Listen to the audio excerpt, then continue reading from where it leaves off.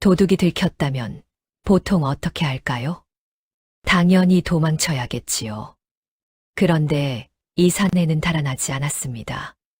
아니, 도망칠 수 있었는데도 그 자리에 그대로 앉아 있었습니다. 불까지 켜고 사람들을 기다린 말입니다. 왜였을까요? 지금부터 그가 왜 도망치지 않았는지 그 이유를 함께 따라가 보겠습니다. 경기도 어느 산골 마을 만월이 산등성이에 걸린 깊은 밤이었습니다. 누더기 같은 무명옷을 걸친 사내 만석이 마을에서 가장 거대한 기와집인 최부잣집 담장 앞에 섰습니다. 만석의 발치에는 서리가 하얗게 내려앉아 있었습니다. 그는 숨을 몰아쉬었습니다. 차가운 공기가 폐부 깊숙이 박힐 때마다 하얀 입김이 흩어졌지요. 그는 떨리는 손을 뻗어 담벼락의 돌덩이를 만졌습니다. 매끄럽게 다듬어진 화강암이 아니라 거칠고 투박한 돌들이 켜켜이 쌓인 담장이었습니다. 만석의 손끝이 돌의 모서리를 따라 천천히 움직였습니다. 손끝에 닿는 돌의 감촉은 얼음처럼 차가웠지만 만석의 가슴 속에서는 뜨거운 불덩이가 치밀어 올랐습니다. 여기서 우리가 눈여겨볼 대목은 만석의 손길입니다. 보통의 도둑이라면 담장을 넘기 위해 발을 디딜 곳을 찾느라 분주했겠지요. 그 시절 남의 집 담 넘는다는 건 목숨을 걸어야 하는 일이었습니다. 밤중에 들켰다면 그 자리에서 맞아 죽어도 이상하지 않던 시대였지요. 하지만 만석은 마치 오랜만에 만난 혈육의 얼굴을 어루만지듯 담장을 대하고 있습니다. 저는 이 장면에서 만석이 느꼈을 그 지독한 괴리감이 인상 깊었습니다. 만석이 결심한 듯 바지춤을 질끈 동염했습니다. 그는 집신 속으로 스며드는 한기를 무시한 채 담벼락 틈새에 발을 끼워 넣었습니다. 우드득 돌 사이에 흙이 부서지는 소리가 고요한 밤 공기를 찢었습니다. 만석은 멈칫하며 숨을 죽였습니다. 저 멀리게 짖는 소리가 들려왔고 만석의 심장은 마치 북소리처럼 가슴벽을 때렸습니다. 그는 팔에 힘을 주어 몸을 끌어올렸습니다. 거친 돌무더기에 긁힌 손바닥에서 뜨끈한 핏방울이 배어 나왔습니다. 드디어 담장 꼭대기에 상체가 올라섰을 때 만석의 눈앞에 펼쳐진 것은 달빛 아래 고요하게 잠든 기와집의 전경이었습니다. 담장 위에 걸터앉은 만석의 시야에 들어온 마당의 모습은 10년 전과 크게 다르지 않았습니다. 대청마루 아래 놓인 디딤돌, 장독대의 위치, 심지어 마당 한편에 심어진 늙은 감나무까지 그대로였습니다. 공포가 그를 짓눌렀지만 동시에 묘한 환희가 그를 감쌌습니다. 죽을 때까지 다시는 밟지 못할 줄 알았던 나의 땅을 내려다보는 그 순간 만석은 자신이 범죄를 저지르고 있다는 생각보다 잃어버린 자신의 조각을 찾았다는 느낌을 더 강하게 받았습니다. 조선시대의 담장은 단순한 경계가 아니라 가문의 안녕을 상징합니다. 이 장면이 의미하는 것은 만석이 단순히 물리적인 담을 넘은 것이 아니라 자신을 옭아매고 있던 패배자라는 운명의 벽을 넘었다는 점입니다. 비록 몸은 도둑의 형색을 하고 있으나 그의 정신은 빼앗긴 주권을 되찾으려는 독립군과도 같은 결연함을 띠고 있었습니다. 당시의 엄격한 가산보호법 아래서 이런 행동은 목숨을 내놓는 행위였지만 만석에게는 목숨보다 귀한 가치가 저 담장 너머에 있었던 것이지요. 만석은 담 위에서 가만히 아래를 살피다 사뿐히 바닥으로 뛰어내렸습니다. 툭! 가벼운 착지 소리와 함께 고운 마당 흙이 사방으로 흩어졌습니다. 그는 무릎을 굽힌 채 한참을 움직이지 않았습니다. 혹시나 잠에서 깬 머슴이 있을까, 혹은 사나운 개가 달려들까 귀를 세웠습니다. 하지만 마당은 지독하리만큼 고요했습니다. 만석은 천천히 몸을 일으켜 대청마루 쪽으로 걸음을 옮겼습니다. 집신 끝에 닿는 마당 흙의 감촉이 눈물겹도록 익숙했습니다. 그는 도둑처럼 몸을 굽히지 않았습니다. 오히려 허리를 펴고 당당하게 마치 제 집 안방을 거니는 주인처럼 천천히 대청을 향해 걸어갔습니다. 만석의 코끝으로 겨울 흙의 냄새와 오래된 목재의 향이 스며들었습니다. 10년이라는 세월이 흘렀건만 땅은 그를 기억하고 있는 듯 했습니다. 발바닥을 통해 전해지는 대지의 기운은 그에게 이제야 돌아왔느냐라고 묻는 것만 같았지요. 그는 울컥 치밀어 오르는 오열을 삼키기 위해 입술을 세게 깨물었습니다. 비릿한 피 냄새가 입안을 채웠습니다. 지금 이 순간 그는 세상에서 가장 위험한 곳에 서 있었지만 동시에 세상에서 가장 평온한 곳에 도착했다는 역설적인 감정에 휩싸였습니다. 여기서 우리는 만석의 걸음걸이에 주목해야 합니다. 보통의 도둑은 발소리를 죽이기 위해 발끝으로 걷거나 몸을 낮춥니다. 그러나 만석은 발바닥 전체로 땅을 누르며 걷습니다. 저는 이 부분이 특히 인상 깊었습니다. 만석은 자신이 도둑이 아니라는 것을 설령 아무도 보지 않는 이 어둠 속에서라도 스스로에게 증명하고 싶었던 것입니다. 이 장면은 이후 벌어질 도망치지 않는 선택에 대한 아주 중요한 복선이 됩니다. 만석은 마침내 대청마루 끝자락에 발을 올렸습니다. 신발을 벗어 대돌 위에 나란히 놓는 사내의 손길에는 망설임이 없었으나 그 움직임은 마치 살얼음판을 걷는 듯 조심스러웠습니다. 마루판 위에 맨발이 닿는 순간 찌르르한 냉기가 발바닥을 타고 전신으로 퍼져나갔습니다. 하지만 사내는 추위 따위는 안중에도 없다는 듯 어둠이 짙게 내려앉은 집안 내부를 향해 한 걸음을 더 내디뎠습니다. 사내는 마루 한복판에 서서 잠시 숨을 골랐습니다. 보통의 도둑이라면 안방 문고리를 먼저 살피거나 돈이 될 만한 진물을 찾느라 눈을 번득였겠지만 만석의 시선은 엉뚱하게도 대청을 받치고 있는 굵은 기둥에 고정되어 있었습니다. 사내는 마치 연인의 얼굴이라도 어루만지듯 거친 손바닥으로 기둥의 나뭇결을 아주 천천히 쓸어내렸습니다. 손끝에 닿은 나무의 감촉이 무엇을 말해주기라도 하는 것인지 사내의 미간이 미세하게 파르르 떨렸습니다. 그때였습니다. 사내가 품속에서 부싯돌을 꺼냈습니다. 서두르지 않는 기이할 정도로 침착한 손놀림이었습니다. 여러분, 여기서 잠깐 이 상황을 머릿속으로 그려보십시오. 지금 사내는 서슬퍼런 머슴들이 잠든 부잣집 한복판에 서 있습니다. 그런데 물건을 훔쳐서 도망갈 길을 찾기는커녕 스스로 불을 켜려 하고 있습니다. 도둑에게 어둠은 생명줄과도 같은데 스스로 그 생명줄을 끊으려 하는 것이지요. 도대체 이 사내는 무엇을 믿고 이런 무모한 짓을 벌이는 걸까요? 저는 이 대목에서 사내의 행동이 단순한 범죄가 아니라 목숨을 건 어떤 이식처럼 느껴져 소름이 돋았습니다. 탁탁 고요한 정적을 깨고 부싯돌 부딪히는 소리가 날카롭게 울려 퍼졌습니다.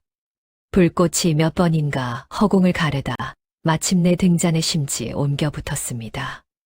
작은 불씨가 일렁이며 어둠 속에 숨어있던 대청의 전경을 하나둘 비추기 시작했습니다. 누런 불빛이 사내의 그림자를 벽면에 길게 늘어뜨렸고 그 그림자는 마치 기괴한 거인처럼 일렁였습니다.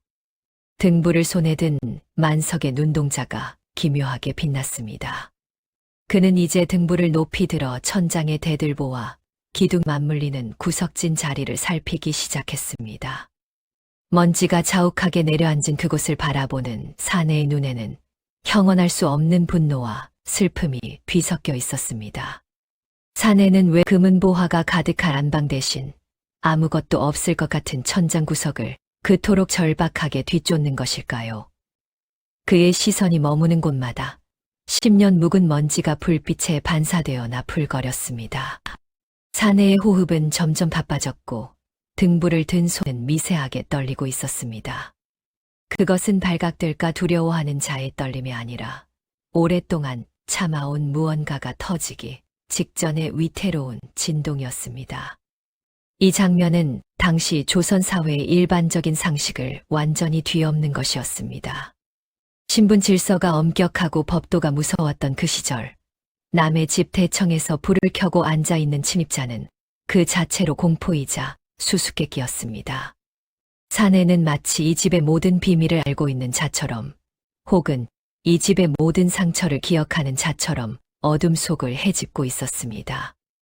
이 사내의 눈빛을 보십시오. 무언가 소중한 것을 잃어버린 사람의 눈입니까?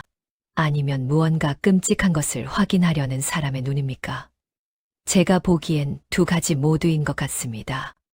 사내는 지금 등불 하나에 자신의 전생애를 걸고 있습니다. 이 등불이 꺼지기 전에 사내가 찾아야만 하는 그것은 무엇일까요? 저 역시 이 장면을 보며 가슴이 조마조마해집니다. 사내는 이제 까치발을 들고 기둥 위쪽의 작은 틈새를 손가락으로 더듬기 시작했습니다.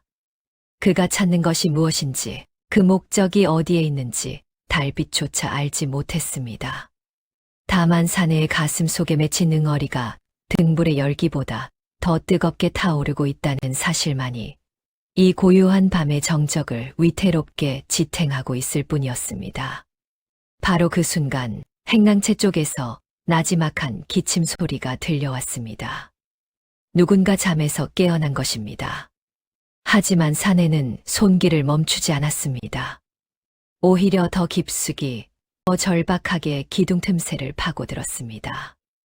도망칠 수 있는 마지막 기회가 사라지고 있었지만 사내에게는 그보다 더 중요한 무언가가 그 나무 틈새 속에 숨겨져 있는 듯했습니다. 행랑채 쪽에서 들려온 기침 소리는 고요한 밤의 공기를 날카롭게 갈랐습니다. 잠시 후 부스럭거리는 소리와 함께 누군가 문을 여는 소리가 들렸지요. 보통의 침입자라면 그 소리를 듣자마자 등잔불을 입으로 불어끄고 어둠을 틈타 담장 밖으로 몸을 던졌을 겁니다. 그것이 목숨을 부지하는 유일한 길이니까요. 하지만 만석의 행동은 참으로 기괴했습니다. 그는 기침 소리가 들리는 쪽을 향해 고개를 한 번 돌렸을 뿐 여전히 등잔불을 높이 든 채 기둥 위쪽을 더듬었습니다.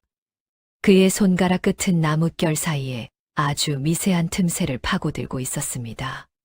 손톱 밑으로 가시가 박히고 피가 배어 나왔지만 만석은 통증조차 느끼지 못하는 사람 같았습니다.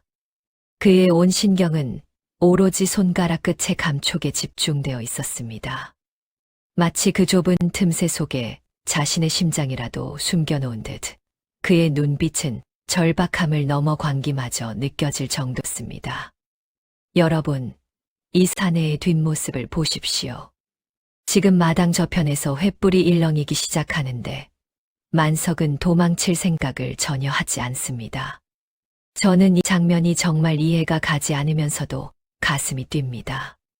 도대체 저 기둥 틈에 무엇이 있기에 자신의 목숨과 맞바꾸려 하는 것일까요? 보통 도둑이라면 패물함이나 뒤질 텐데 낡은 나무 기둥만 만지고 있으니 말입니다. 이 사내에 정말 우리가 생각하는 그런 도둑이 맞긴 한 걸까요? 마당 저편에서 누구냐 하는 고함이 터져 나왔습니다. 머슴 하나가 횃불을 높이 들고 대청 쪽으로 달려오고 있었습니다. 붉은 불빛이 마당을 가로질러 만석의 등을 비추었습니다. 이제는 정말 늦었습니다. 담벼락까지 거리는 짧았지만 이미 머슴들이 사방에서 몰려 나오고 있었지요. 그런데 만석은 그제야 손을 멈추었습니다. 그의 손가락 끝에 무언가 딱딱하고 차가운 것이 걸린 모양이었습니다. 만석의 입술이 가늘게 떨리더니 아주 짧은 탄식이 새어 나왔습니다. 그것은 안도였을까요? 아니면 절망이었을까요? 그는 손에 쥔 등잔을 바닥에 내려놓았습니다. 그리고는 도망치기는커녕 오히려 머슴들이 달려오는 쪽을 향해 천천히 몸을 돌려 정좌하고 앉았습니다. 이 대목이 참 기가 막힙니다. 잡히기 직전에 자리에 앉다니요. 이건 마치 손님을 맞이하는 주인의 자세 아닙니까? 저는 여기서 만석이라는 인물이 보통 배짱이 아니라는 걸 느꼈습니다. 아니, 배짱이라기보다는 무언가 믿는 구석이 있거나 아니면 아예 삶을 포기한 사람처럼 보이기도 합니다. 여러분은 저 눈빛이 어떻게 보이시나요? 저는 저 눈 속에 담긴 깊은 어둠이 무언가 커다란 이야기를 품고 있다는 생각이 듭니다. 이놈, 내 이놈, 거기 꼼짝 말고 있거라. 몽둥이를 든 머슴들이 대청마루 위로 뛰어올랐습니다. 만석의 팔이 거칠게 뒤로 꺾였고 그의 가슴팍은 차가운 마룻바닥에 처박혔습니다. 머슴들이 그를 짓누르며 결박하는 와중에도 만석은 저항 한 번 하지 않았습니다. 다만 그의 시선은 방금까지 자신이 더듬던 그 기둥 위쪽 틈새에 고정되어 있었습니다. 소란을 듣고 안방에서 뛰쳐나온 최 부자가 횃불 아래 얼굴을 드러냈습니다. 잠 기운이 가시지 않은 눈으로 만석을 내려다보던 최 부자의 안색이 순식간에 하얗게 질렸습니다. 너는 최 부자는 말을 잇지 못하고 뒷걸음질 쳤습니다. 그것은 도둑을 본 주인의 분노라기보다는 보지 말아야 할 귀신을 본 사람의 공포에 가까웠습니다. 만석은 바닥에 눌린 채로 최 부자를 향해 나직하게 입조렸습니다. 오랜만이구려, 최 진사. 집이 아주 예전보다 더 화려해졌소. 그 목소리는 너무나 차분해서 오히려 섬뜩했습니다. 머슴들은 만석의 입을 틀어막으려 했지만 최 부자는 얼어붙은 듯 그 자리에 서서 만석의 눈을 피하지 못했습니다. 달빛 아래 도둑으로 몰린 사내와 그를 잡은 주인 사이에는 10년의 세월보다 더 깊고 어두운 침묵이 흘렀습니다. 만석의 손끝에는 아까 기둥 틈에서 묻은 검은 먼지와 핏자국이 선명했습니다. 그는 과연 무엇을 확인한 것일까요? 그리고 최 부자는 왜 이 이름 없는 침입자를 보고 이토록 사색이 된 것일까요? 이제 이야기는 돌이킬 수 없는 소용돌이 속으로 빠져들기 시작합니다. 닭이 3번 울고 먼 산등성이에 푸르스름한 새벽빛이 번지기 시작했습니다. 최 부잣집 마당은 밤새 잠들지 못한 사람들의 웅성거림으로 가득 찼습니다. 호치부를 뒤집어 쓰고 나온 안악들부터 지게를 내팽개치고 달려온 일꾼들까지 마을 사람들이 구름처럼 몰려들었지요. 그들의 시선이 향한 곳은 마당 한가운데 거친 포승줄에 꽁꽁 묶인 채 무릎을 꿇고 있는 사내 만석이었습니다. 만석의 몰골은 처참했습니다. 밤새 머슴들에게 눌려 옷은 찢겨 나갔고 이마에는 짙은 멍이 들어 있었지요. 하지만 기이한 것은 그의 표정이었습니다. 보통 도둑질을 하다 잡힌 자라면 머리를 땅에 박고 살려달라 빌거나 얼굴을 가리기 급급한 법입니다. 그런데 만석은 고개를 꼿꼿이 든 채 이제 막 떠오르는 태양을 무표정하게 바라보고 있었습니다. 그의 눈동자에는 두려움이나 수치심 대신 무언가 큰일을 마친 사람 특유의 공허함과 결연함이 교차하고 있었습니다. 최 부자는 그런 만석의 곁에 안절부절 못하며 맴돌았습니다. 그는 포졸들이 도착하기를 기다리며 연신 마른 침을 삼켰습니다. 마을 사람들이 저놈이 누군데 저리 당당하냐며 수군거릴 때마다 최 부자의 어깨는 미세하게 떨렸습니다. 그는 머슴들에게 호통을 쳐서 사람들의 접근을 막았지만 만석과 눈이 마주칠 때마다 황급히 시선을 돌려 먼 산만 바라볼 뿐이었습니다. 여러분, 이 장면을 한번 상상해 보십시오. 만석은 지금 포승줄에 묶여 조리돌림을 당할 위기입니다. 그런데 그는 마치 이 상황을 즐기기라도 하는 것처럼 보입니다. 저는 이 대목에서 만석이 가진 진심의 무게를 느낍니다. 도망치지 않고 잡히는 것을 선택한 그에게 지금 이 포승줄은 자신을 올가매는 사슬이 아니라 진실로 가는 열차와도 같은 것이 아니었을까요? 당시 조선의 법도 아래서 이런 태도는 사또의 심기를 거스를 수도 있는 위험한 행동이었지만 만석에게는 그보다 더 중요한 무언가가 있었던 것이 분명합니다. 이윽고 관아에서 포졸들이 들이닥쳤습니다. 철렁거리는 쇠사슬 소리와 함께 죄인은 일어서라 하는 불호령이 떨어졌습니다. 포졸들이 만석을 거칠게 일으켜 세웠을 때 그의 품 안에서 작은 종이 뭉치 하나가 바닥으로 떨어졌습니다.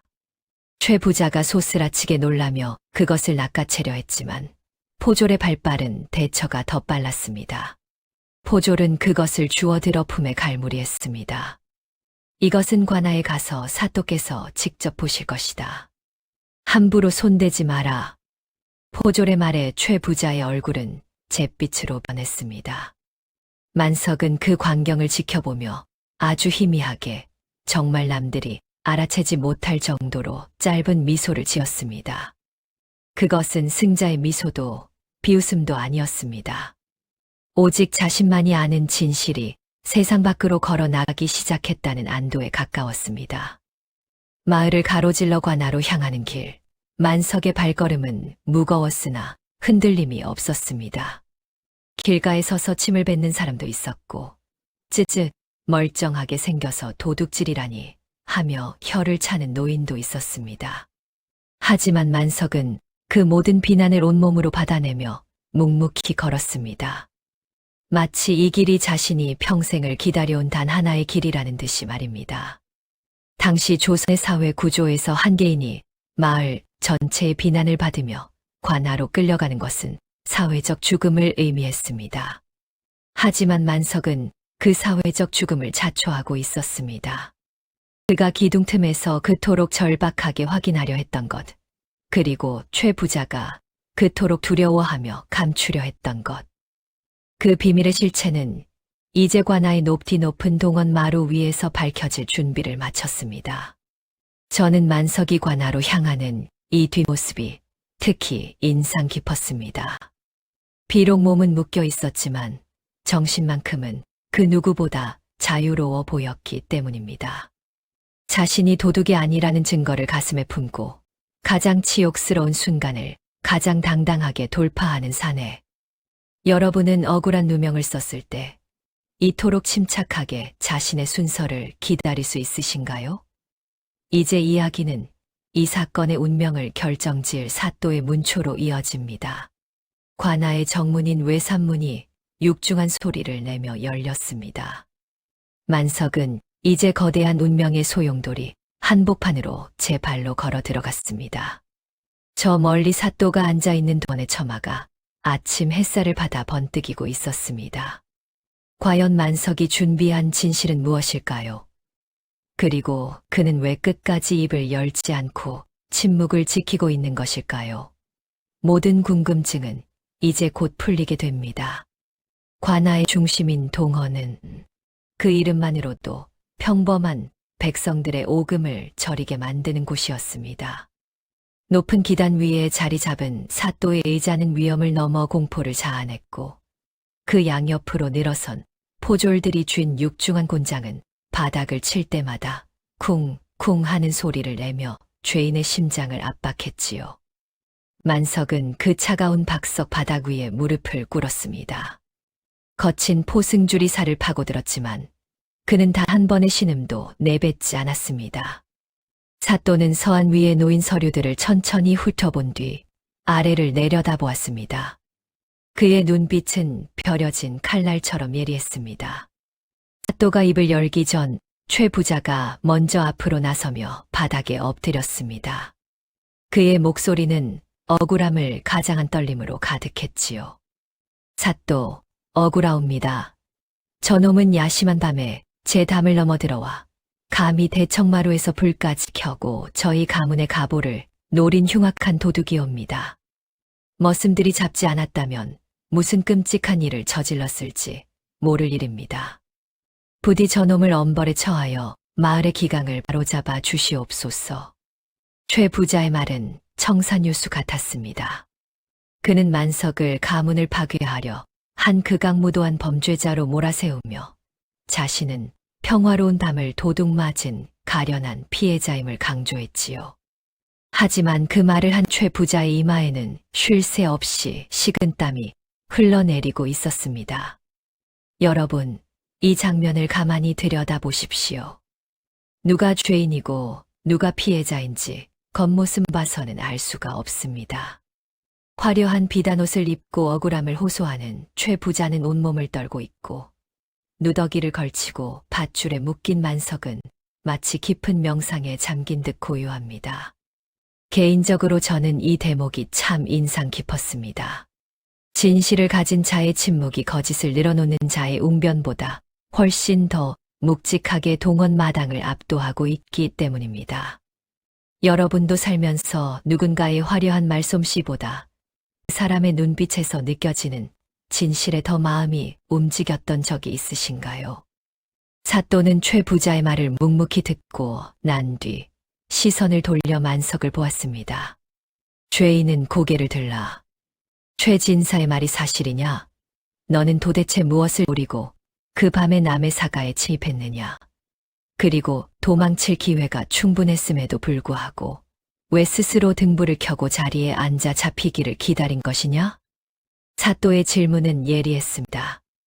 이 사건에서 가장 이해되지 않는 부분, 즉 도둑의 기이한 당당함을 정확히 찔러 물은 것이지요.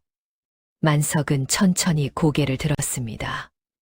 햇살에 비친 그의 얼굴은 수척했지만 눈동자만큼은 그 어느 때보다 맑게 빛나고 있었습니다. 만석은 잠시 사또의 눈을 응시하다가 아주 나직하고 차분한 목소리로 입을 열었습니다.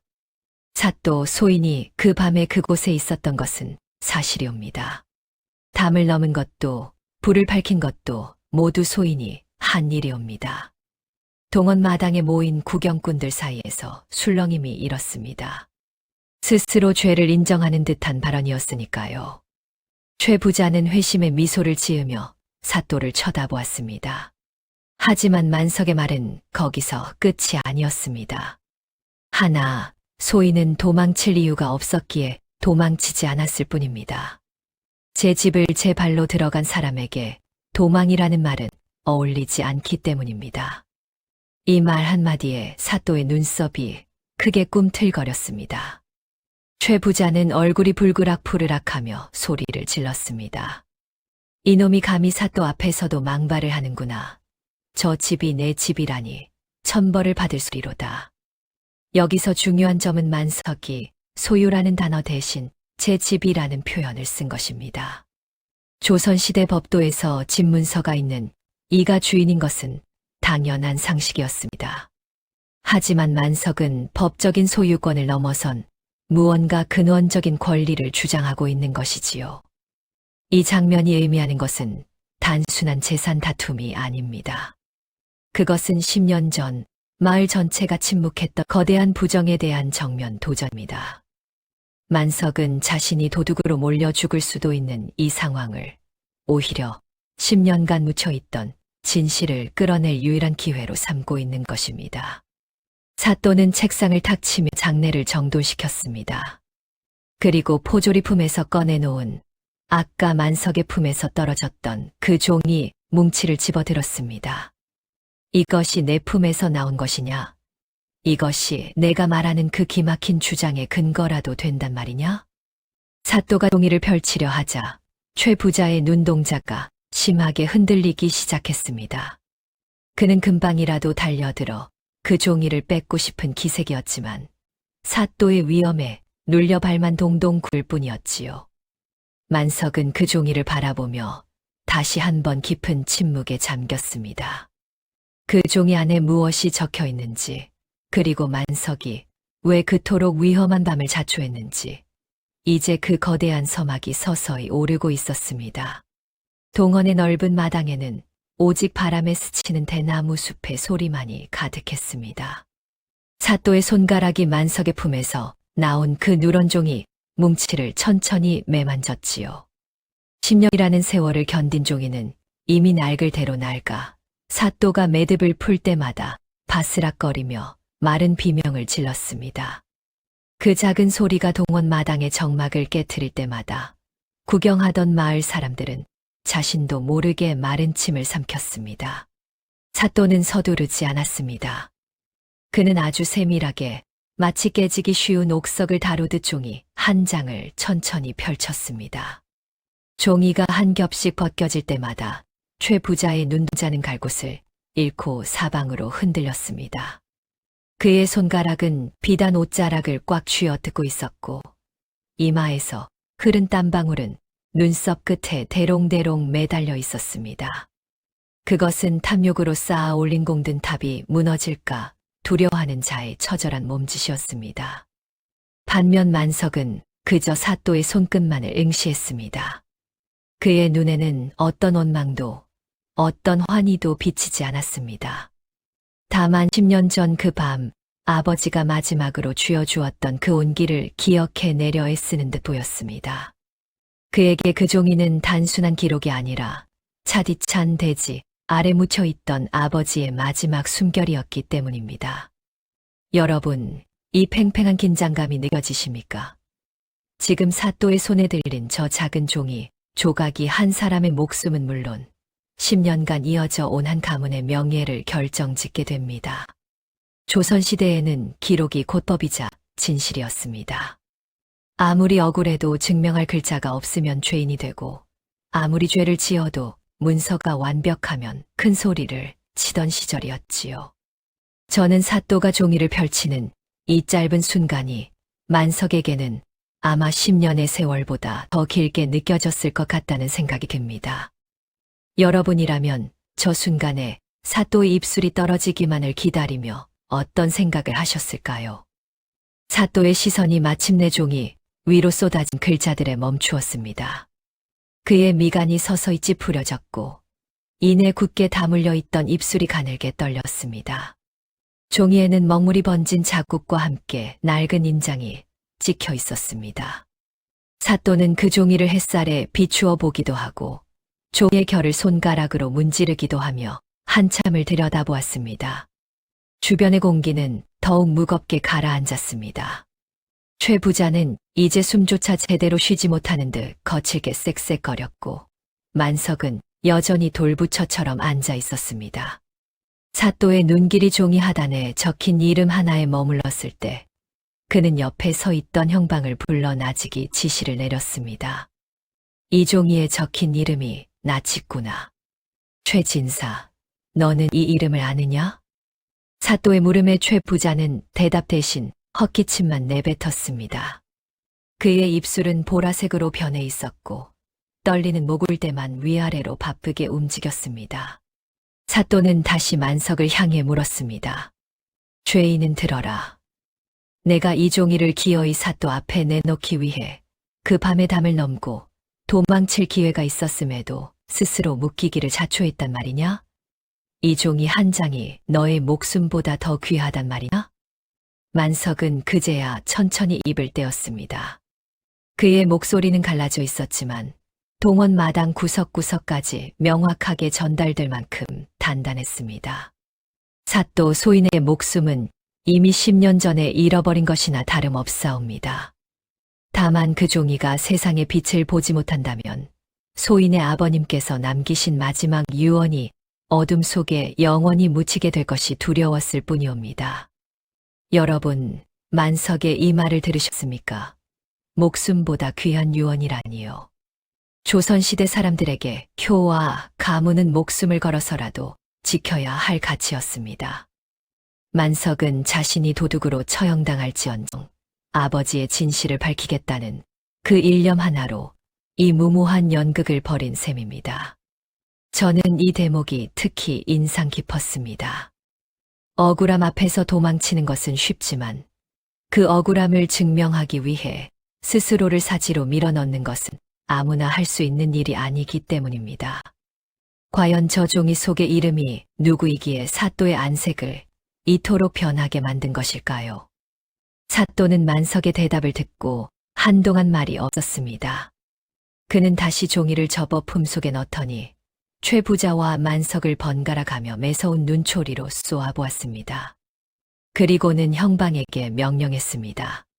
지금 즉시 사람을 보내어 이 종이에 적힌 증인을 찾아오너라.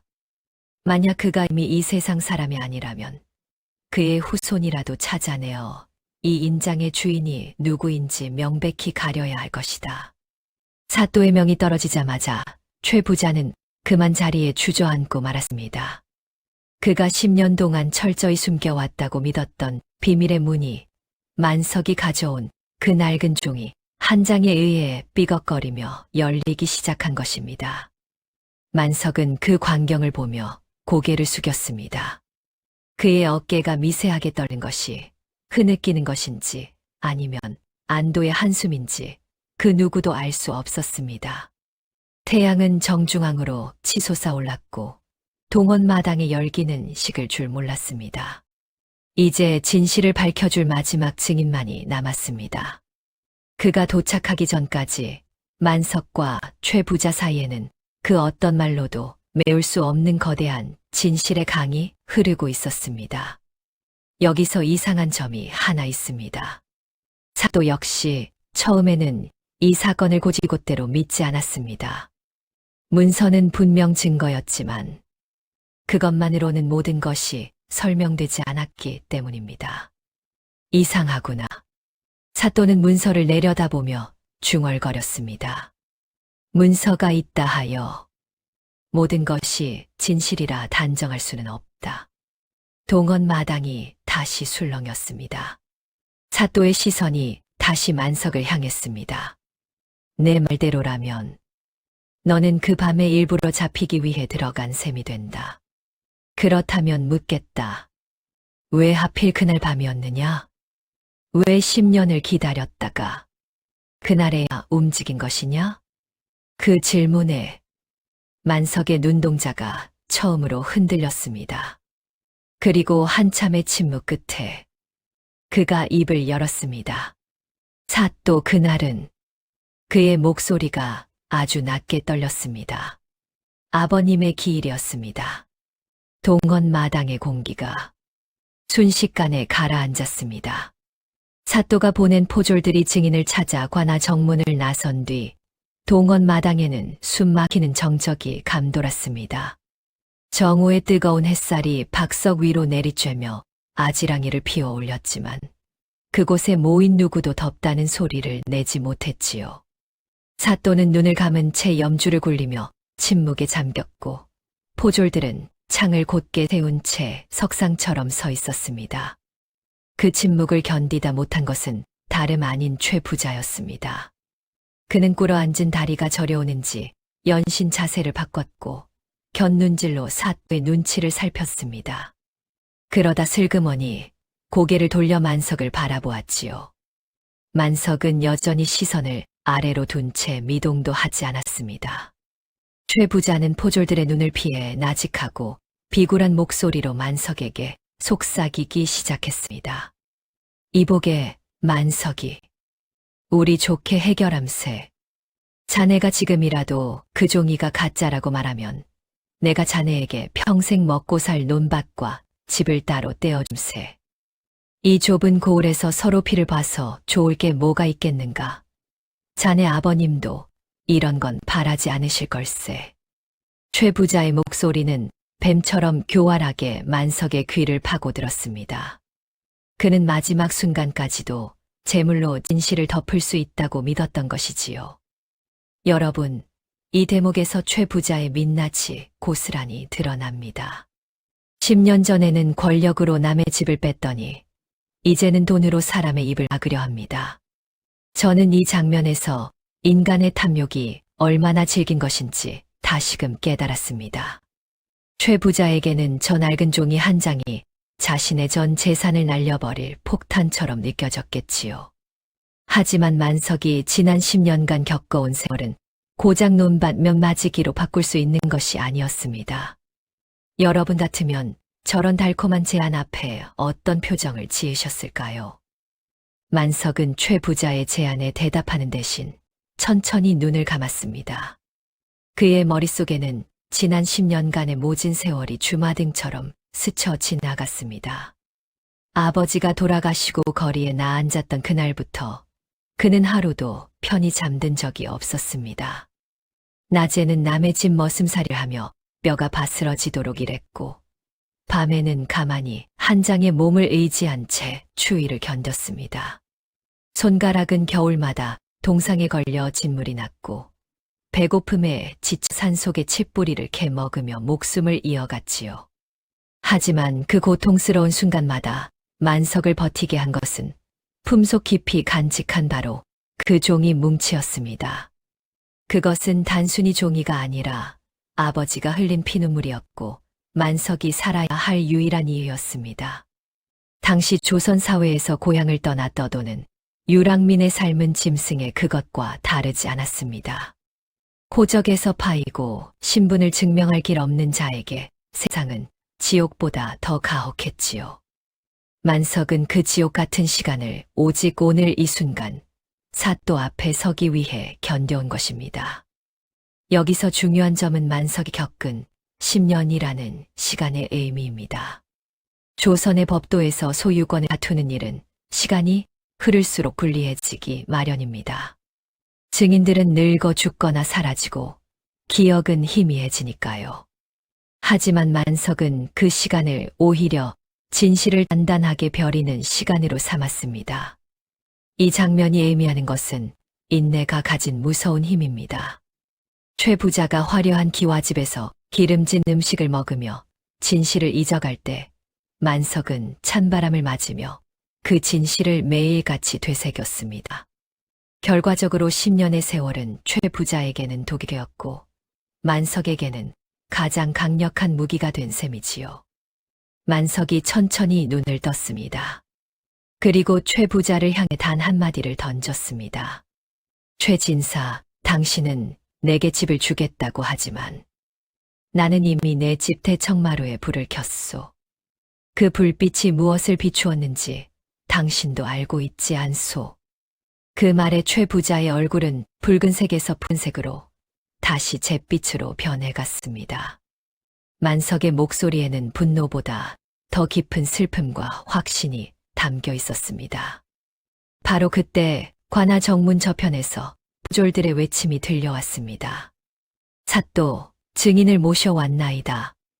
마을 사람들이 일제히 길을 터주었고 포졸들 사이로 허리가 굽은 한 노인이 지팡이를 짚으며 걸어 들어왔습니다. 노인의 정체가 드러나는 순간 최 부자는 금바닥에 머리를 박고 헛구역질을 하기 시작했습니다. 이제 10년간 굳게 닫혀있던 판도라의 상자가 완전히 열릴 시간이 다가온 것입니다. 동원의 박석 위로 탁, 탁 하는 규칙적인 소리가 울려 퍼졌습니다.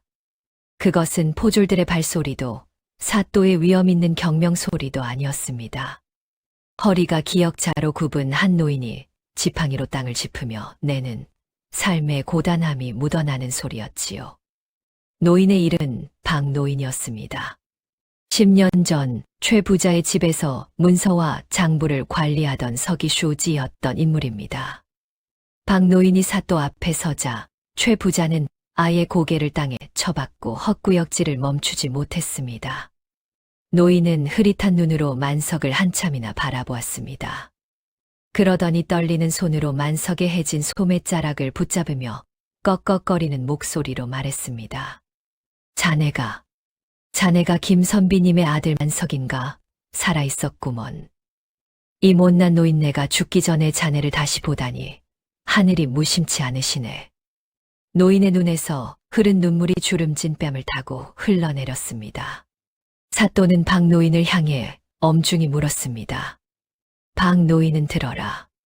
저 죄인이 가져온 종이에 적힌 내용이 사실이냐?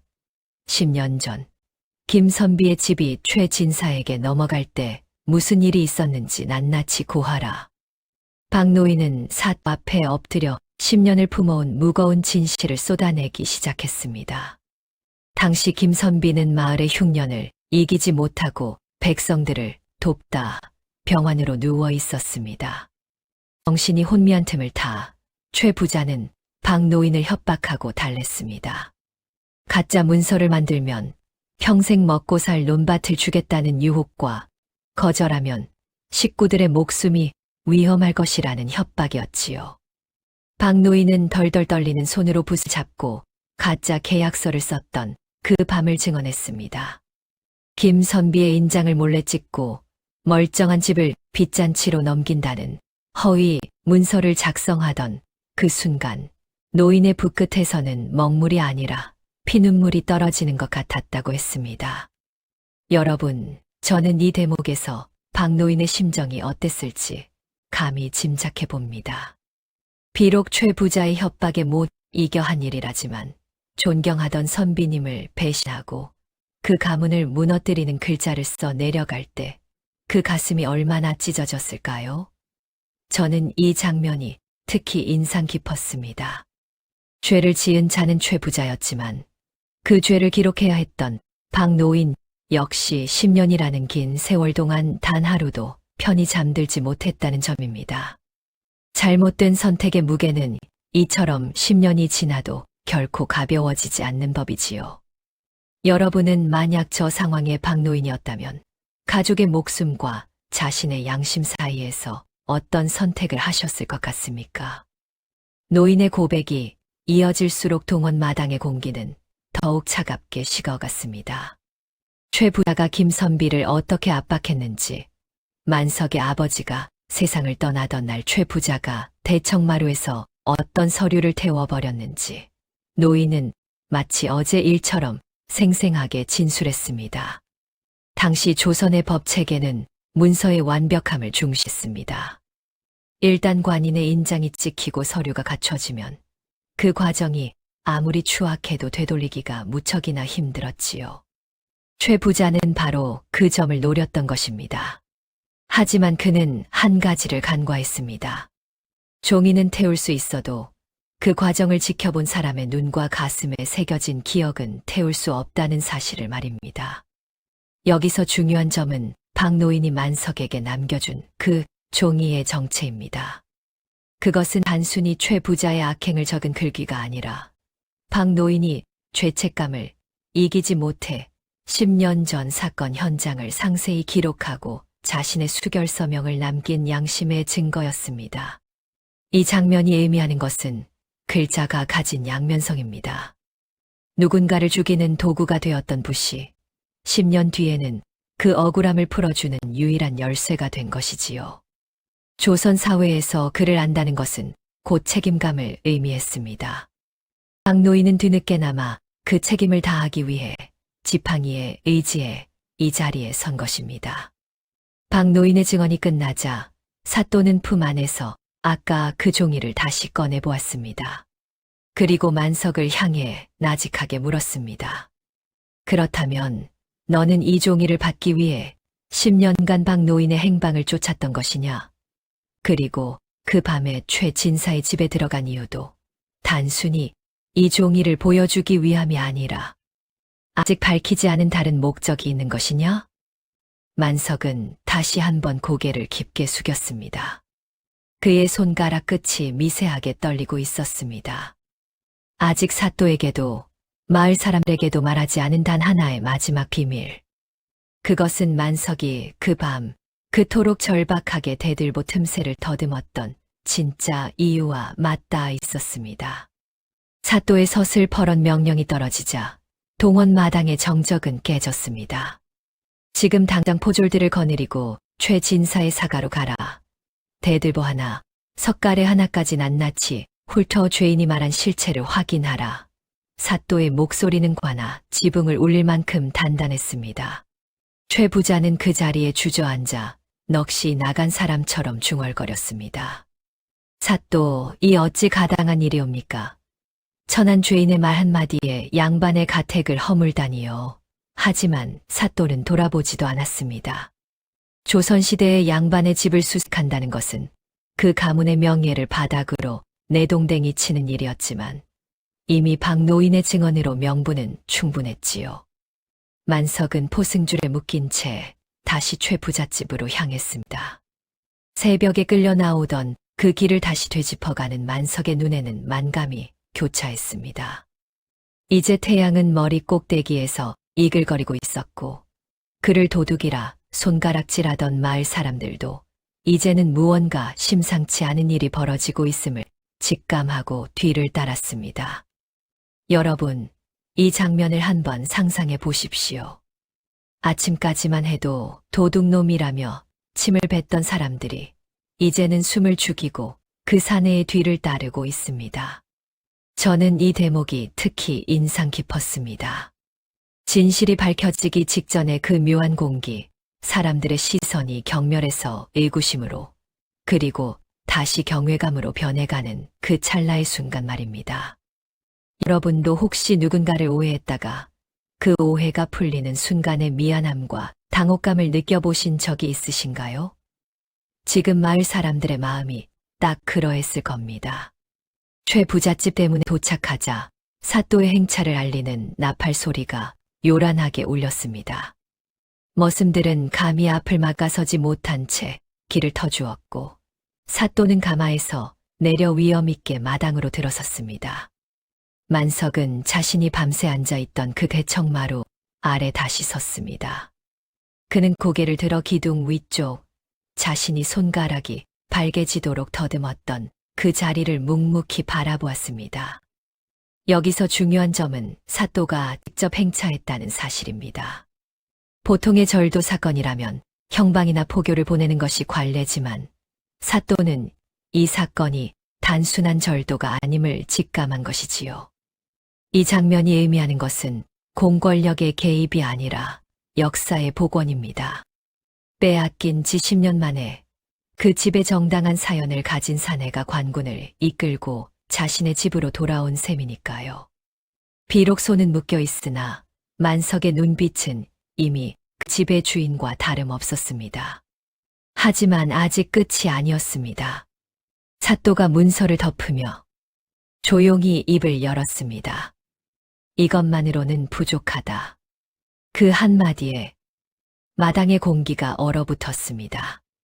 진실은 드러났으되 모든 것이 밝혀진 것은 아니다. 사또의 시선이 대들보를 향했습니다. 이 집에는 아직 숨겨진 것이 더 있을 것이다. 죄인은 들어라. 내가 말한 곳이 정녕 이곳이냐? 사또의 물음에 만석은 말없이 고개를 끄덕였습니다. 사또의 손짓 한 번에 연장을 든 포졸들이 대청마루 위로 올라갔습니다. 쿵쿵 구두 발소리가 마루판을 울릴 때마다 최 부자는 자신의 심장이 내려앉는 듯한 표정을 지었습니다. 포졸들이 사다리를 놓고 기둥 꼭대기, 대들보와 석가래가 맞물리는 은밀한 틈새로 손을 들이밀었습니다. 조금 더 오른쪽이다.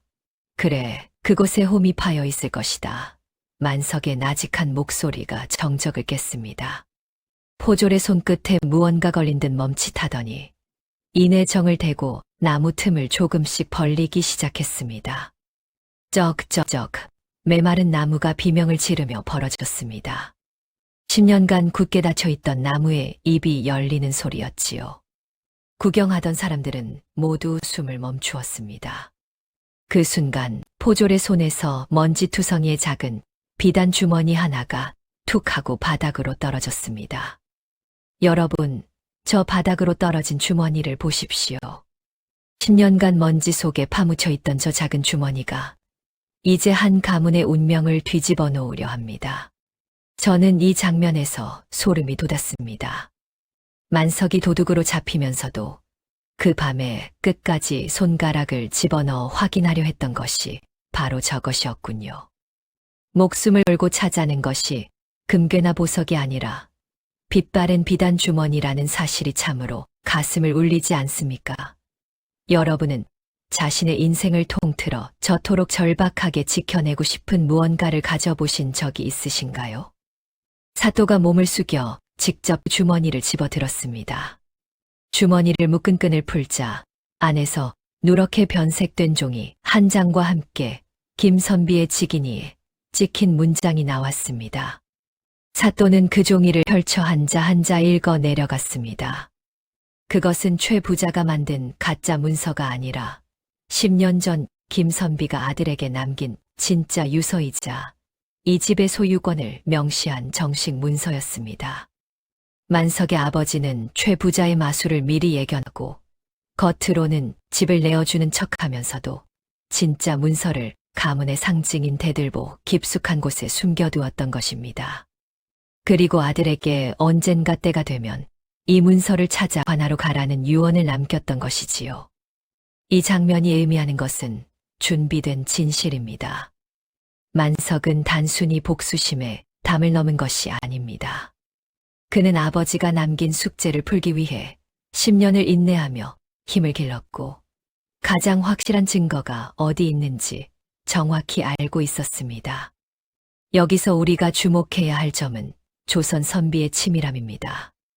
글과 문서를 목숨처럼 여겼던 그 시대에 가장 소중한 것을 가장 높은 곳, 집의 뼈대인 대들보에 숨겼다는 것은 가문의 영혼을 지키겠다는 의지였습니다.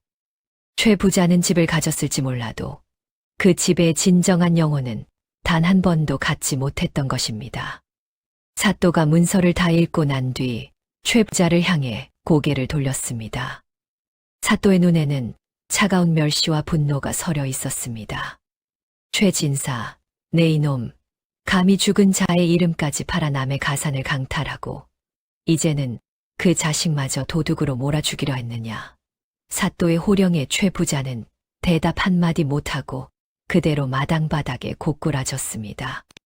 만석은 그 광경을 보며 천천히 무릎을 꿇었습니다. 10년 만에 돌아온 자신의 집 마당 흙을 손으로 움켜쥐었습니다. 손가락 틈으로 빠져나가는 흙줄기가 마치 지난 세월의 고통이 씻겨 나가는 듯 했습니다. 이제 길었던 밤이 끝나고 진정한 주인의 아침이 밝아오고 있었습니다.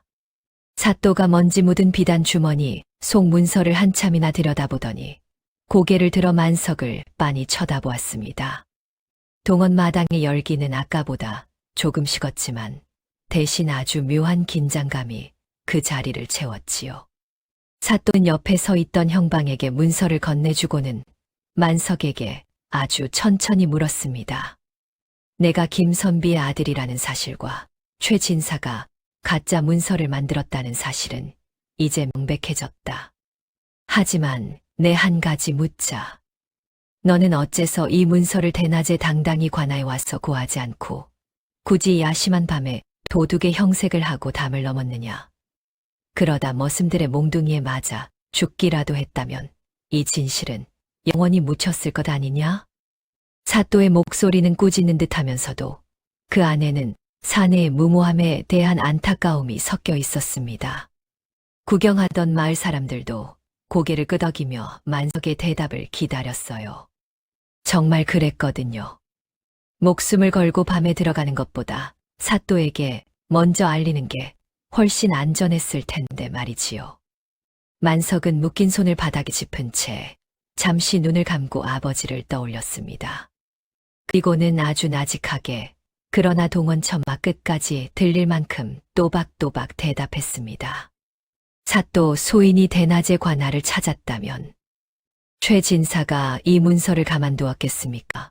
소인이 마을에 나타났다는 소문이 돌자마자 그는 사람을 시켜 대들보를 먼저 뒤졌을 것이고 이 유일한 증거는 불길 속으로 사라졌을 것입니다. 사내의 목소리는 떨림이 없었습니다.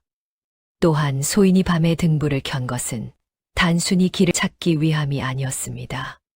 소인이 이 집의 구조를 누구보다 잘 아는 사람이라는 것, 그리고 이 기둥 하나, 석가래 하나에 밴 아버님의 숨결을 기억하는 정당한 주인임을 스스로 증명하고 싶었사옵니다. 도둑은 물건을 훔치러 들어오지만 주인은 자신의 집을 확인하러 들어오는 법이니까요. 여러분, 이 대목에서 소름이 돋지 않으십니까? 만석은 단순히 복수를 하러 간 게 아니었어요. 그는 최 진사가 증거를 인멸할 틈을 주지 않기 위해 스스로 미끼가 되어 담을 넘은 것입니다. 저는 만석의 이 대답이 특히 인상 깊었습니다.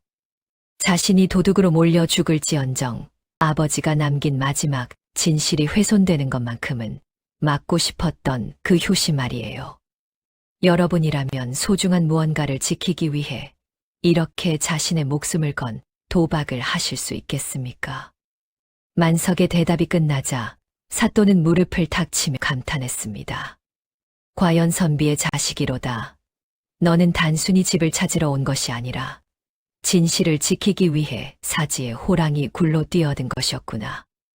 여기서 우리가 주목해야 할 점은 만석의 지혜입니다. 조선시대에는 권력자가 증거를 없애는 일이 비일비재했습니다.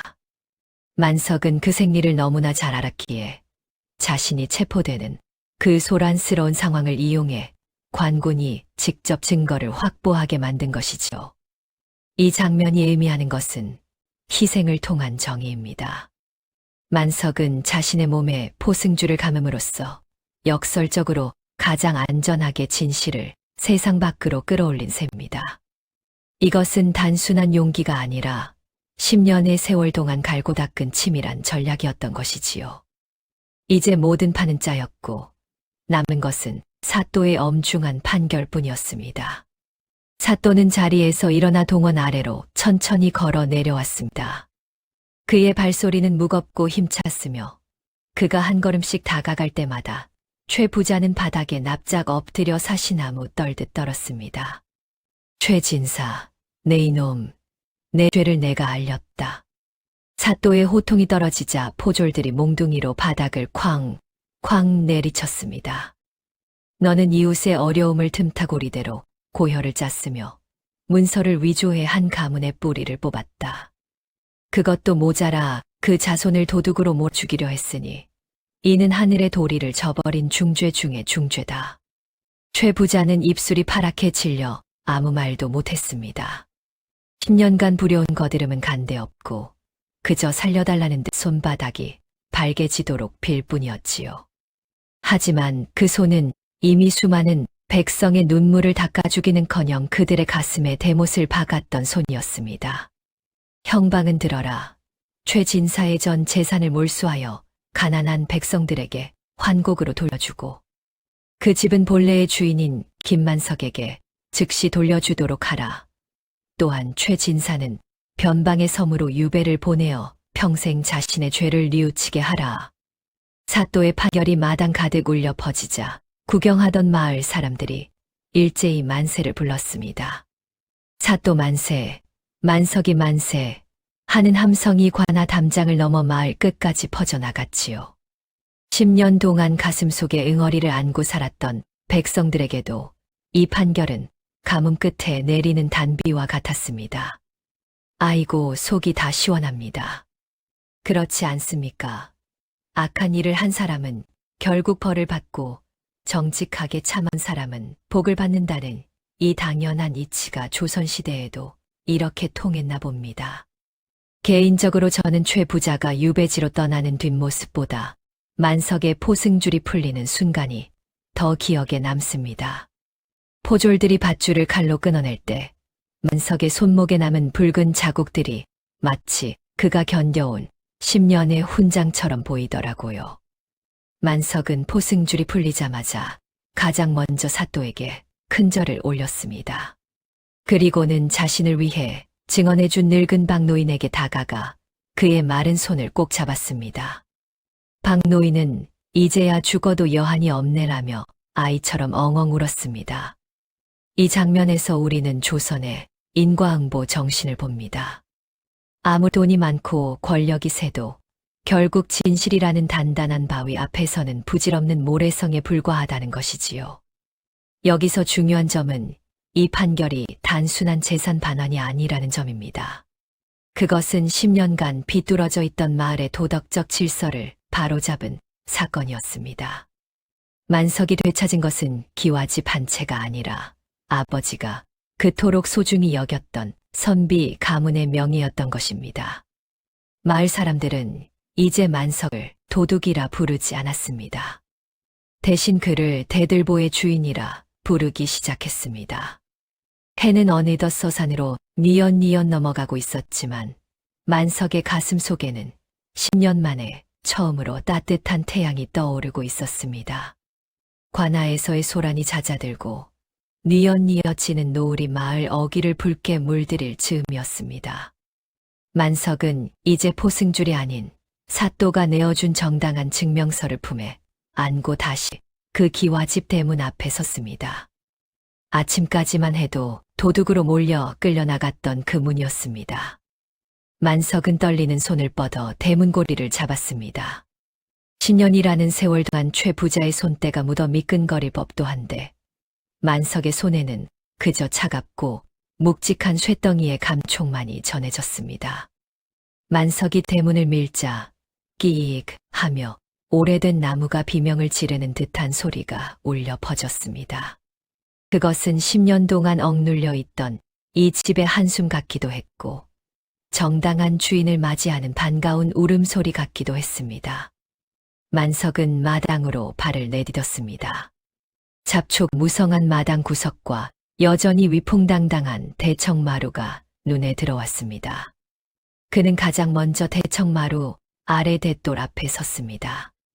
그리고는 아침에 포졸들에게 짓밟혔던 자신의 낡은 집신을 가지런히 놓았습니다. 만석은 마루 위로 올라가 무릎을 꿇고 앉았습니다. 손바닥으로 마루판을 천천히 쓸어내리자 낮에 포졸들이 대들보를 파헤치며 떨군 나무 부스러기들이 손끝에 걸렸습니다. 그 상처난 나무의 결을 어루만지며 만석은 참았던 울음을 터뜨렸습니다. 소리내어 울지도 못하고 그저 어깨를 들썩이며 바닥에 이 말을 했습니다. 아버님, 이제야 제가 돌아왔습니다. 이 못난 자식이 너무 늦었습니다. 산의 낮은 흐느낌이 텅 빈 집안을 가득 채웠습니다. 여러분, 만석이 대청마루에서 이마를 땅에 대고 우는 이 장면이 제 마음을 참 아프게 합니다. 저는 이 대목에서 만석이 느꼈을 안도감보다는 미안함이 더 크게 다가왔습니다. 10년이라는 시간 동안 남의 집 머슴살이를 하며 아버지가 물려주신 이 집이 망가져가는 것을 멀리서 지켜보기만 해야 했던 그 심정이 오죽했겠습니까? 여러분도 살면서 가장 소중한 것을 지키지 못해 가슴을 쳤던 기억이 있으신가요? 만석에게 이 눈물은 단순한 기쁨이 아니라 10년간 짊어졌던 무거운 짐을 내려놓는 고해성사와도 같은 것이었습니다. 잠시 후 만석은 옷소매로 눈물을 닦아내고 몸을 일으켰습니다. 그는 곧장 부엌으로 향해 깨끗한 물 한 그릇을 떠왔습니다. 그리고는 아버지가 생전에 아끼시던 작은 상 위에 그 물그릇을 올리고 대들보에서 찾아낸 비단 주머니, 속 문서를 그 옆에 나란히 놓았습니다. 화려한 제사 음식도 향내 나는 향도 없었지만 만석이 올린 그 정화수 한 그릇에는 세상 그 어떤 진수성찬보다 깊은 진심이 담겨 있었습니다. 만석은 아버지를 향해 3번 절을 올렸습니다. 절을 올릴 때마다 이마가 마룻바닥에 닿는 소리가 둔탁하게 울렸습니다. 그것은 10년 전 최 부자의 손에 의해 끊겼던 가문의 맥이 다시 이어지는 소리였습니다. 조선 사회에서 조상에 대한 제사를 다시 올릴 수 있게 되었다는 것은 사회적으로 완전히 복권되었음을 의미하는 가장 성스러운 의식이었습니다. 만석은 밤이 깊어가는 줄도 모르고 그 차가운 마루 위에서 아버지와의 대화를 이어갔습니다. 이튿날 아침 만석의 집 대문 밖에는 마을 사람들이 하나둘 모여들기 시작했습니다. 어제까지만 해도 그를 도끼라 부르며 돌을 던지려 했던 이들이었지만 이제 그들의 손에는 쌀 자루며 된장 단지 그리고 잘 말린 나물꾸러미들이 들려 있었습니다. 사람들은 미안한 마음에 선뜻 대문 안으로 들어오지 못하고 머뭇거렸습니다. 그때 만석이 대문을 활짝 열고 나왔습니다. 그의 얼굴은 밤새 눈물을 흘린 탓에 부어 있었지만 눈빛만은 맑고 평온했습니다. 모두 어서 오십시오. 10년 만에 주인을 맞이한 집이 아직 어수선합니다만 차린 것 없어도 들어와 앉으십시오. 만석의 따뜻한 목소리에 사람들은 그제야 멋쩍은 웃음을 지으며 마당으로 들어섰습니다. 만석은 최 부자가 남기고 간 곡식들을 아낌없이 내놓았습니다. 사또의 판결대로 일부는 관하로 환수되었지만 만석에게 돌아온 목조차 그는 혼자 독차지하지 않았습니다. 이 곡식들은 본래 우리 마을 사람들의 땀방울이 서린 것입니다. 최 진사가 부당하게 가져갔던 것을 이제야 제자리로 돌려주는 것뿐이니 부담 갖지 말고 나누어 가십시오. 만석은 집을 뺏기고 떠돌던 시절 자신에게 밥 한 수 건네주었던 기억을 잊지 않고 일일이 사람들에게 고마움을 표했습니다. 보통 사람이라면 자신을 외면했던 마을 사람들에게 원망을 품을 법도 한데 만석은 오히려 먼저 손을 내밀었습니다. 저는 이 장면이 진정한 선비 정신의 완성이라고 생각합니다. 단순히 글을 읽는 것이 선비가 아니라 어려움 속에서도 인연을 잃지 않는 것이 진짜 선비의 자질이니까요. 여러분은 누군가에게 큰 상처를 입었을 때 만석처럼 그 상처를 덮고 먼저 용서의 손길을 내밀 수 있으신가요? 만석의 이 넉넉한 마음이 얼어붙었던 마을 사람들의 마음을 녹이는 과정을 보니 제 마음도 훈훈해집니다. 사람들은 만석을 도와 집안 구석구석을 청소하기 시작했습니다. 최 부자가 사는 동안 가려져 있던 곰팡이를 긁어내고 10년 묵은 먼지를 털어내니 집안에는 다시 나무 향기와 흘내음이 감돌았습니다. 만석은 아버지가 좋아하시던 감나무 아래에 앉아 사람들과 이야기를 나누었습니다. 이제 이 집은 더 이상 탐욕의 상징인 최 부잣집이 아니었습니다. 마을 사람들이 언제든 들러 쉬어갈 수 있는 사람 온기가 가득한 김선빈의 집으로 돌아온 것이었습니다. 당시 조선의 농촌 공동체는 이처럼 상처를 입어도 금방 서로를 보듬으며 일어섰습니다. 만석의 귀환은 단순히 한 개인의 승리가 아니었습니다. 무너졌던 마을의 도덕적 정의가 바로 서고 끊겼던 정칭이 다시 흐르게 된 축제와도 같은 일이었습니다. 만석은 마당 한편에서 아이들이 뛰어노는 모습을 보며 비로소 만면에 미소를 지었습니다. 여기서 우리가 주목해야 할 점은 만석이 행한 나눔의 의미입니다. 10년간 고초를 겪은 이가 가장 먼저 한 일이 복수가 아니라 나눔이었다는 점은 그가 왜 그 위험한 밤에 도망치지 않고 진실을 선택했는지를 다시 한번 일깨워 줍니다. 이 장면이 의미하는 것은 진정한 소유란 움켜쥐는 것이 아니라 나누는 데 있다는 것입니다. 최 부자는 만석의 집을 가졌으나 마을 사람들의 마음을 얻지 못해 결국 파멸했습니다. 하지만 만석은 집을 잃었어도 진실과 정을 지켰기에 마침내 집과 사람 모두를 얻게 된 것이지요. 이것이야말로 우리 조상들이 후손들에게 물려주고 싶어 했던 가장 큰 유산이 아닐까 싶습니다. 최 부자가 관하로 압송되고 그 으리으리하던 기와집에 잠시 정적이 찾아왔던 그 짧은 시간을 기억하십니까? 만석이 정당한 주인으로 인정받기 직전. 마을 사람들은 그 빈 집의 담장 너머를 보며 묘한 죄책감에 휩싸였습니다. 10년 전 김선비가 억울하게 쫓겨날 때 그들은 모두 알고 있었습니다. 최 부자의 문서가 가짜라는 것을, 그리고 김선비의 눈물이 진실이었다는 것을 말입니다. 하지만 그들은 침묵했습니다. 최 부자의 권력이 무서웠고 당장 내일 빌려야 할 쌀 한 바가지가 더 급했기 때문이었지요. 마을 사람들은 이제야 만석의 얼굴을 제대로 보지 못하고 웅성거렸습니다. 우리가 그때 한마디라도 거들었어야 했는데 만석이 저놈이 그 모진 세월을 어떻게 버텼을꼬. 담장 아래 핀 이름 모를 들풀조차 10년 전의 진실을 알고 있는 듯 흔들리는데 사람들의 마음은 그보다 더 세게 요동치고 있었습니다. 여러분, 저는 이 대목에서 우리 사회의 단면을 봅니다. 사실 가장 무서운 것은 악인의 칼날보다 선량한 이웃들의 침묵일지도 모릅니다.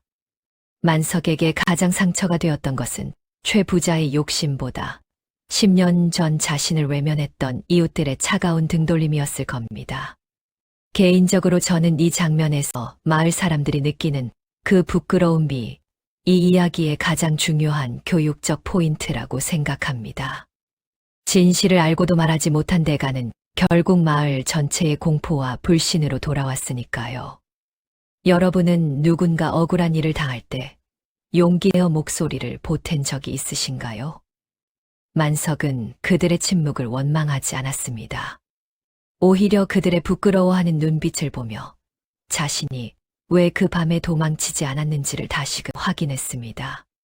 자신이 도망쳤다면 이 마을 사람들은 영원히 부끄러움을 모른 채 살았을 것이고 진실은 영영 묻혔을 테니까요.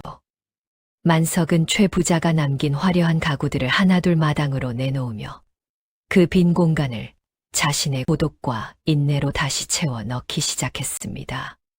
집은 비워질수록 더 커 보였고 그 비워진 공간만큼 만석의 존재감은 마을 사람들 가슴 속에 묵직하게 자리 잡았습니다. 마을 어귀, 커다란 당산나무 아래에 거친 바람이 휘몰아치고 있었습니다. 최 부자는 이제 화려한 비단옷 대신 빳빳하고 거친 죄인복을 입고 나무로 만든 함거 속에 갇혀 있었습니다. 10년 전 김선비를 몰아낼 때 기세등등하던 모습은 온데간데 없고 이제는 초점 없는 눈으로 먼 산만 바라보고 있었지요. 변방의 섬으로 유배를 떠나는 길, 그의 뒤를 따르는 것은 차가운 겨울밤과 포졸들의 무심한 발소리뿐이었습니다. 그때 저 멀리서 만석이 보따리 하나를 들고 천천히 걸어왔습니다. 포졸들이 경계하며 창을 앞세웠지만 만석은 정중히 고개를 숙여 보따리를 내밀었습니다. 보따리 안에는 따뜻한 주먹밥 몇 덩이와 작은 술병 하나가 들어있었지요. 최 부자는 만석을 보자마자 고개를 푹 숙였습니다.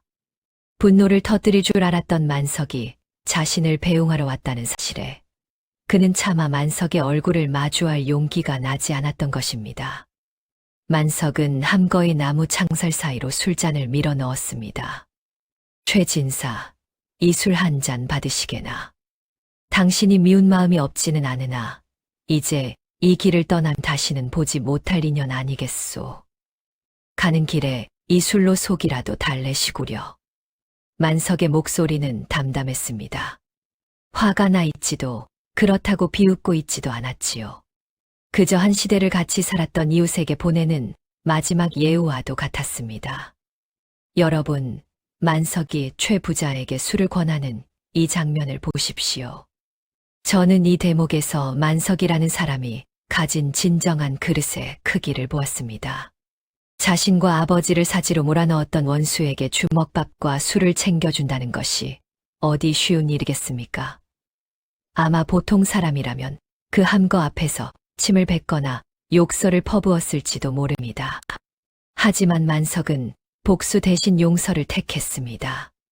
아니, 어쩌면 그것은 용서라기보다 자신의 마음속에 남아있던 마지막 미움의 찌꺼기까지 털어내려는 결단이었을지도 모르겠습니다.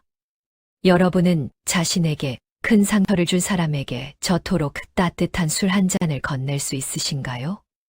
최 부자는 떨리는 손으로 술잔을 받았습니다. 술 한 모금을 들이켜자마자 그는 참았던 눈물을 터뜨렸습니다. 만석이, 내가 죽일 놈일세. 재물에 눈이 멀어 사람의 도리를 잊고 살았어. 자네에게 한 짓을 생각하면 내가 이 길에서 죽어도 할 말이 없네. 최 부자의 오열 소리가 당산나무 아래를 가득 메웠습니다. 평생을 남의 눈에 피눈물 흘리게 하며 쌓아 올린 재물이 결국 떠나는 길에 친구 하나 남기지 못했다는 사실을 그는 이제야 깨달은 것이지요. 만석은 그 울음소리를 뒤로하고 마을로 발걸음을 돌렸습니다. 그가 걸어가는 길 뒤로 최 부자의 함거가 덜컹거리며 멀어져 갔습니다. 10년이라는 긴 세월 동안 맺혀있던 원한의 매듭이 술 한 잔과 눈물 한 방울로 그렇게 풀어지고 있었습니다. 이제 만석의 가슴 속에는 무거운 돌덩이가 아닌 가벼운 바람만이 불고 있었습니다. 최 부자가 유배지로 떠난 뒤 마을은 다시 고요를 되찾았습니다. 만석은 매일 아침 일찍 일어나 집안을 가꾸었습니다. 마당에 잡초를 뽑고 비뚤어진 담장을 바로잡으며 그는 잃어버린 10년의 시간을 조금씩 채워 나갔습니다.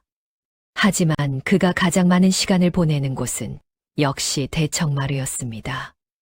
만석은 걸레를 들고 아버지가 아끼시던 그 기둥과 대들보를 닦고 또 닦았습니다. 특히 포졸들이 문서를 찾기 위해 파헤쳤던 대들보의 틈새를 바라볼 때면 만석은 깊은 생각에 잠기곤 했습니다. 그곳은 10년 전 아버지가 마지막 희망을 숨겨두었던 곳이자 만석이 목숨을 걸고 손가락을 밀어 넣었던 곳입니다. 이제 그 틈새는 깨끗이 다듬어져 매끄럽게 메워졌지만 만석의 마음속에는 그날의 차가운 나뭇결 감촉이 여전히 선명하게 남아 있었습니다. 만석은 마루에 앉아 하늘을 올려다보았습니다. 대들보 위로 먼지 한 점 없이 맑은 햇살이 내려앉고 있었지요. 아버님, 이제는 어두운 구석이 하나도 없습니다. 아버님이 지키고자 하셨던 것이 이 집입니까? 아니면 저의 마음이었습니까? 만석은 이제야 깨달았습니다. 아버지가 숨겨둔 진짜 유산은 비단 주머니 속 문서가 아니라 어떤 고난 속에서도 도망치지 않고 진실을 마주하는 강인한 마음이었다는 사실을 말입니다. 요즘처럼 빠르게 변하고 쉽게 포기하는 세상에서 만석의 20년은 참으로 많은 것을 시사합니다. 저는 만석이 대들보를 닦는 이 뒷모습이 세상에서 가장 아름답게 보였습니다. 자신의 자리를 되찾고 그 자리를 정성껏 가꾸는 평범한 일상이 사실은 얼마나 위대한 투쟁의 결과인지를 보여주기 때문입니다. 여러분도 자신의 삶에서 대들보처럼 지키고 싶은 소중한 가치가 있으신가요? 그것이 무엇이든 만석처럼 인내하며 지켜낸다면 언젠가 반드시 빛을 보게 될 것입니다. 만석은 이제 마을 아이들에게 그를 가르치기 시작했습니다. 아버지가 그랬던 것처럼 대청마루에 아이들을 앉혀두고 사람의 도리와 정직함에 대해 이야기해 주었지요. 아이들의 낭낭한 글 읽는 소리가 집안을 울릴 때마다 10년간 죽어있던 집이 다시 살아 숨쉬는 것 같았습니다. 집안의 가구들은 낡았고 살림살이는 소박했지만 그곳을 채우는 사람들의 웃음소리는 그 어떤 고래등 같은 기와집보다 풍성했습니다. 당시 조선의 사회 구조에서 가문을 다시 일으키는 중흥은 가문의 가장 큰 효도 중 하나였습니다. 만석은 단순히 재산을 되찾은 것이 아니라 가문의 정신을 되살려 마을의 등불이 된 것이지요. 그는 더 이상 도망치지 않았던 그 밤의 도둑이 아니었습니다. 그는 이제 마을의 모든 억울한 일을 들어주고 보듬어주는 진정한 의미의 주인으로 거듭나고 있었습니다. 만석의 이야기는 바람을 타고 고개를 넘어 이웃 고을까지 퍼져나갔습니다. 도둑으로 몰리고도 도망치지 않아 진실을 밝힌 사내가 있다더라. 10년의 원한을 술 한 잔으로 씻어낸 대인배라더라. 하는 소문은 결국 도청의 관찰사 귀에까지 들어갔지요. 어느 날 관아에서 사또의 급한 전갈이 만석에게 도착했습니다. 만석은 다시 한번 깨끗한 의복을 갖춰 입고 관아의 동원 앞에 섰습니다. 이번에는 죄의 포승줄이 아니라 사또가 내어준 귀한 손님의 자리에 앉게 되었습니다. 사또는 만석의 눈을 가만히 들여다보며 입을 열었습니다. 만석아, 내가 보여준 그 인내와 지혜는 가히 이 나라 백성들의 귀감이 될 만하다. 내 너를 가상히 여겨 관아의 작은 직분을 하나 맡기려 한다. 억울한 백성들의 사정을 살피고 그들의 목소리를 내게 전하는 역할을 맡아주지 않겠느냐. 사또의 제안은 파격적이었습니다. 평범한 농군이 관아의 관직을 얻는다는 것은 가문의 영광 중의 영광이었지요. 마을 사람들은 이제 만석이 나라시를 하는 나으리가 될 것이라며 미리 축하의 인사를 건넸습니다. 자, 여러분이라면 어떻게 하시겠습니까? 10년간 머슴살이하며 고생만 하던 사내에게 관직이라는 보상이 찾아왔습니다. 이제 떵떵거리며 살 기회가 온 것이지요. 하지만 저는 만석의 눈빛에서 단 결심을 읽었습니다. 권력에 의해 집을 잃어본 사람이 다시 권력의 언저리로 간다는 것. 그것이 만석에게는 어떤 의미였을까요? 이 대목에서 만석이 내릴 선택은 우리에게 성공의 정의를 다시 생각하게 만듭니다. 여러분은 부와 명예가 보장된 길과 자신이 진정으로 원하는 평범한 삶 중 무엇을 선택하시겠습니까? 만석은 사또를 향해 깊이 고개를 숙였습니다. 그러나 그의 입에서 나온 말은 사또의 예상을 빗나갔습니다. 사또, 소인을 귀하게 여겨주신 은혜는 뼈에 새기겠사오나 소인은 그저 제 집 대청마루를 닦으며 사는 평범한 백성으로 남고 싶사옵니다. 소인이 찾고자 했던 것은 관직의 화려함이 아니라 아버님의 이름 석자와 제가 딛고 서 있을 땅 한 뼘이었기 때문입니다. 만석의 거절은 단호하면서도 겸손했습니다. 그는 이미 10년의 세월 동안 가진 자들의 비정함을 보았고 자신이 있어야 할 곳은 높은 단상이 아니라 흙내 나는 마당임을 알고 있었습니다. 사또는 만석의 거절을 듣고 크게 허허 웃었습니다. 과연 집을 되찾은 것이 아니라 자기 자신을 되찾은 것이로구나. 내 뜻이 정 그러하다면 강권하지 않겠다. 대신 내가 그 집에 머무는 것만으로도 이 고을의 법도는 바로 설 것이니라. 만석은 관할을 나와 다시 자신의 집으로 향했습니다. 돌아오는 게 만난 마을 아이들이 그의 옷자락을 잡고 매달렸습니다. 만석은 아이들의 머리를 쓰다듬으며 그들과 함께 자신의 집 대문을 열고 들어갔습니다. 이제 만석의 집은 마을의 작은 서당이자 고민 상담소가 되었습니다. 그는 특별한 학식이 있는 것은 아니었지만 10년간 온몸으로 겪은 삶의 지혜를 아이들에게 들려주었습니다. 얘들아, 남의 것을 탐하지 마라. 그리고 억울한 일이 생겨도 내 마음속에 등불만은 꺼뜨리지 마라. 그 등불이 켜져 있는 한 진실은 반드시 너를 찾아올 것이다.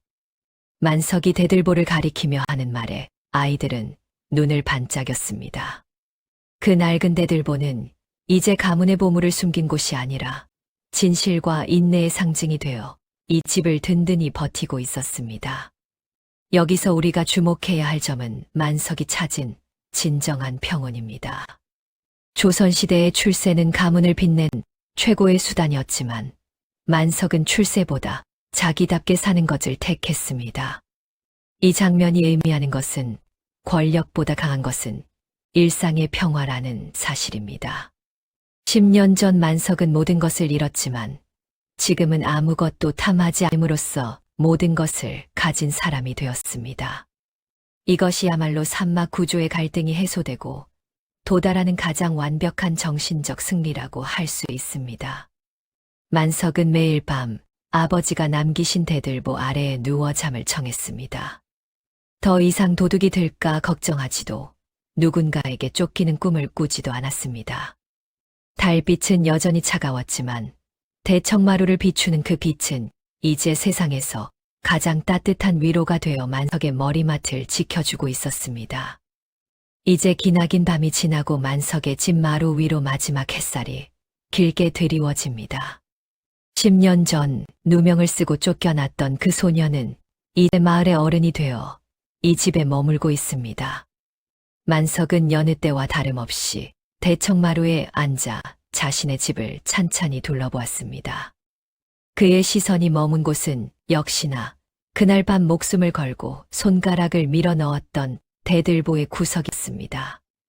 이제 그 금세는 더 이상 비밀을 품고 있지 않지만 만석에게 그곳은 매일 아침 자신을 깨우는 정직의 거울과도 같았습니다. 만석은 자리에서 일어나 마당 한편에 자라난 작은 들꽃을 매만졌습니다.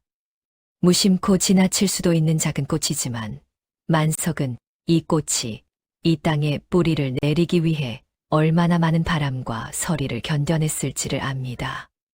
그는 꽃을 꺾지 않고 그저 가만히 바라보며 미소 지었습니다. 여러분, 드디어 만석의 긴 여정이 여기서 마침표를 찍습니다.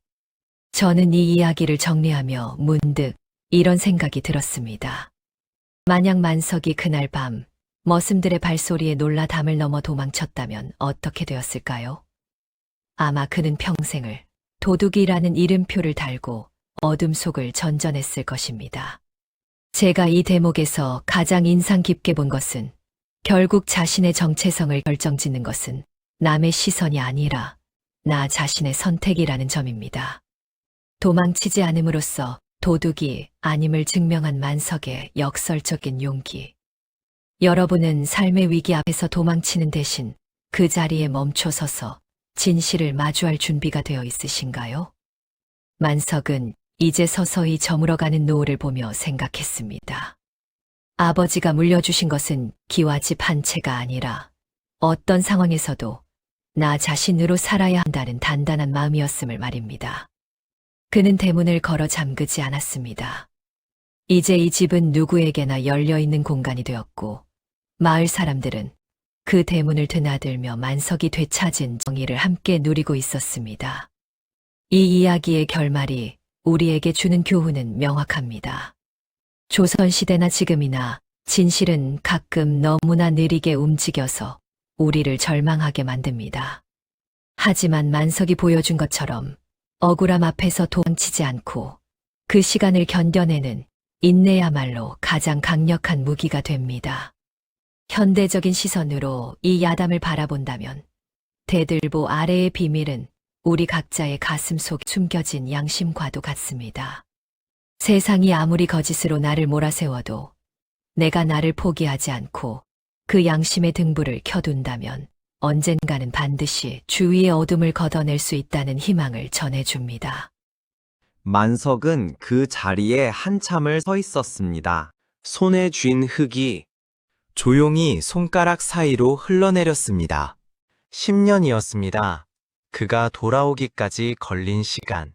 그리고 단 한 번의 선택이 그 모든 시간을 바꾸어 놓았습니다. 도망치지 않았던 그 순간이 그를 도둑이 아님 진실의 증인이 되게 만들었습니다. 이 이야기는 우리에게 묻습니다.